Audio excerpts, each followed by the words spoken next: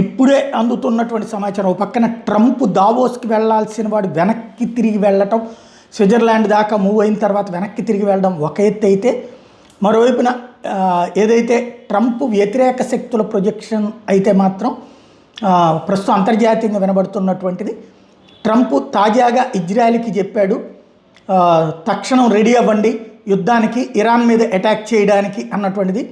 కొంత దీర్ఘకాలం జరుగుతుంది యుద్ధం, మీకు ఎదురు దెబ్బలు తగులుతాయి, అందుకు సిద్ధంగా ఉండండి, ఇజ్రాయెల్ కూడా దెబ్బలు తినడానికి సిద్ధంగా ఉండండి అన్నటువంటి. అటో ఇటో తాడో పేడో తేల్చే పరిస్థితికే ఉంది, ఇరాన్ సంగతి తేల్చేద్దాం అన్నాడు అన్నటువంటిది ప్రధానంగా వినబడుతోంది.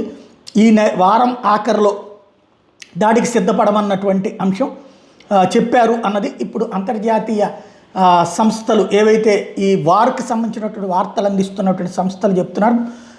కంప్లీట్గా ఈ వారాంతానికి మిలిటరీ స్ట్రైక్స్ జరిగేటటువంటి అవకాశం ఉంది అన్నటువంటిది ఇందులో కీలకమైనటువంటి వ్యవహారం.